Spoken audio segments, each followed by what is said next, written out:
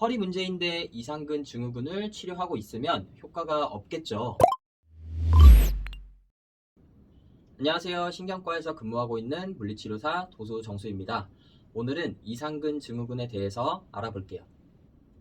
엉덩이 근육의 뻐근한 통증, 햄스트링이라고 부르는 허벅지 뒤쪽 근육의 뻐근한 통증, 엉덩이에서 오금 부위까지 시리고 저린 감각신경통, 발바닥, 발등, 그리고 종아리 바깥쪽 정강이 쪽의 뻐근한 통증 또는 시리고 저린 감각신경통, 이런 증상이 있는 분들은 허리 디스크뿐만 아니라 이상근 증후군을 의심해 봐야 돼요.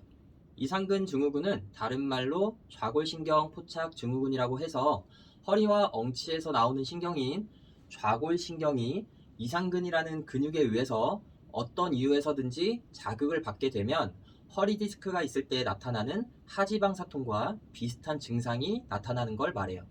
먼저 이상근 증후군이 있는 분들은 가장 바깥에 있는 엉덩이 근육인 대둔근의 이상은 무조건 있다고 생각하시면 돼요.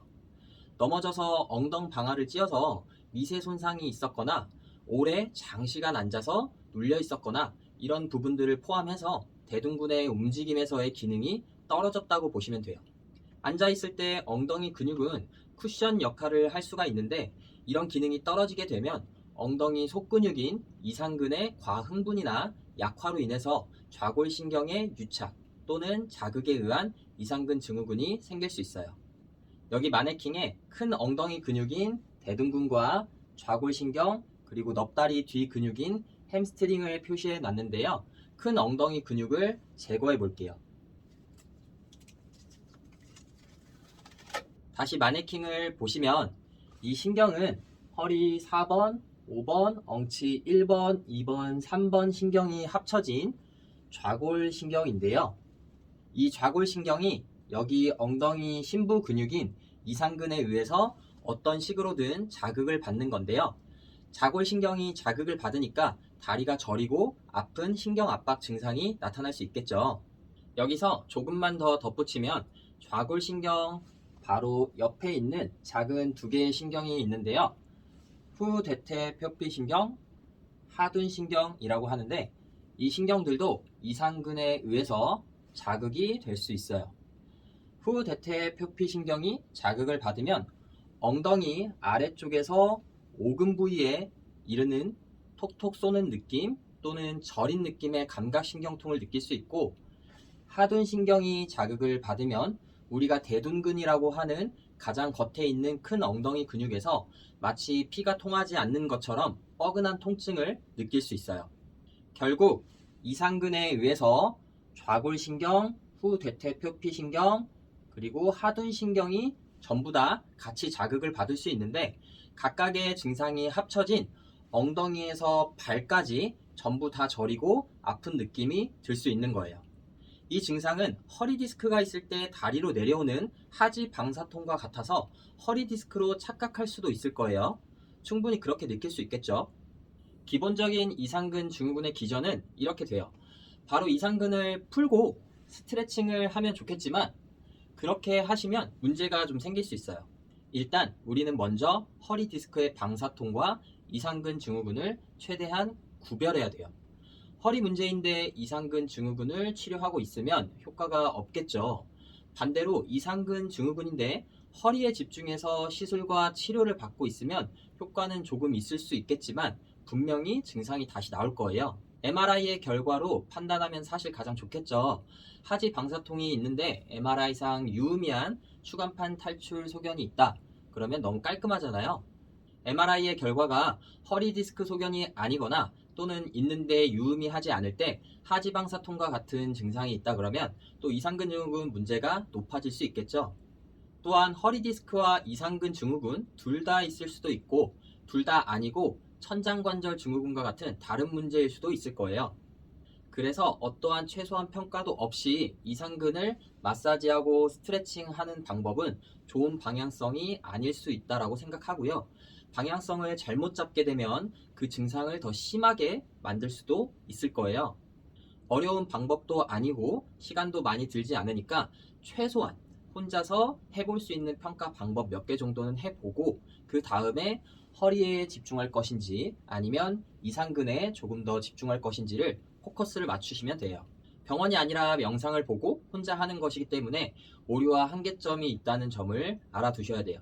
제가 이 영상을 만들 때 평가, 이완, 스트레칭, 운동의 강도는 통증 점수가 10점까지 있다고 한다면 5점 이하 정도의 불편감을 가지고 있는 분들을 생각하면서 만들고 있다는 점도 참고하시면 좋겠어요.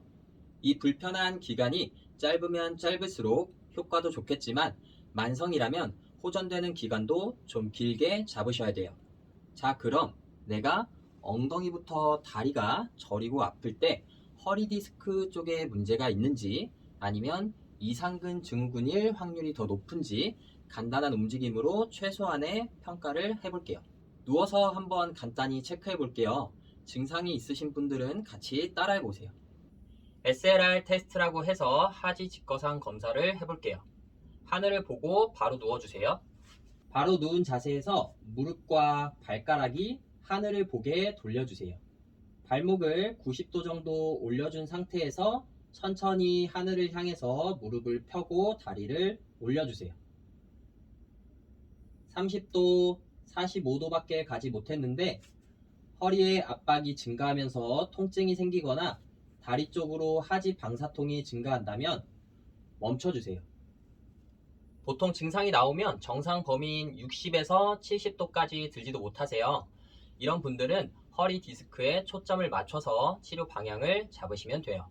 다음은 이상근 증후군을 평가하기 위해서 페어 테스트라는 힙 플렉션, 어덕션, 인터널 로테이션 테스트를 해볼 거예요. 일단 바로 누워서 똑같이 진행해주세요. 바로 누워볼게요. 바로 누운 자세에서 고관절과 무릎 관절을 90도 구부려주세요. 90도 구부린 상태에서 무릎을 안쪽으로 천천히 가져올 거예요. 이때 허리가 들리시면 안 돼요. 무릎을 안쪽으로 천천히 가져올 때 발보다 무릎이 더 안쪽으로 들어오시면 돼요. 허리가 살짝 뜨는 건 괜찮은데 많이 뜨지 않게 진행해주세요. 무릎을 안쪽으로 가져왔을 때 엉덩이가 당기면서 하지 쪽으로 저리거나 통증이 발생한다면 중단해주세요. 만약 페어 테스트에서 엉덩이 근육이 당기면서 하지 쪽으로 저림 증상이 증가하거나 통증이 발생한다면 이상근 증후군일 확률이 높아요. 다음으로는 서서 한번 해볼게요. 거울을 옆에 두고 서 계시면 좋을 것 같아요. 아니면 다른 사람이 모양을 봐줘도 되고요. 무릎을 펴고 유연성 체크하듯이 그냥 아무 생각 없이 손끝을 바닥 쪽으로 아주 천천히 내려가 볼게요. 손끝이 무릎을 지나서 정강이쯤 내려갔을 때 어떤 분들은 허리를 이런 식으로 둥글게 구부려서 내려갈 것이고 어떤 분들은 허리를 일자로 편 상태에서 사타구니를 접어서 이런 식으로 내려가는 분들이 있을 거예요. 자, 이때 허리가 구부러지는 모습이 보이면서 하지에 방사통이 나타난다면 허리 디스크의 가능성이 있어요. 허리가 구부러지면서 디스크에 의한 신경 압박이 증가할 수 있거든요. 허리를 구부리고 숙이신 분들에게 반대로 허리를 펴고 사타구니를 접어서 숙이라고 했을 때 증상이 감소한다면 허리 디스크일 가능성이 확실히 높아질 수 있고요. 똑같이 다리 뒤쪽이 아프고 저린 느낌이 증상이 똑같이 나타난다면 허리 디스크와 동시에 이상근 증후군일 가능성도 있어요. 하루라는 시간을 기준으로 허리 디스크의 방사통은 거의 하루 종일 증상이 지속되는 경우가 많고 이상근 증후군은 증상이 있다 없다 하는 간헐적으로 오는 특성도 있어요. 일단 이 평가 부분은 더 세심하게 체크해 봐야 하지만 이 정도만 보도록 할게요. 오늘 좌골신경 포착 증후군인 이상근 증후군에 대해서 같이 알아봤는데요. 오늘은 정말 더 고생 많으셨고요. 저는 다음 영상으로 찾아뵙겠습니다. 시청해 주셔서 감사합니다.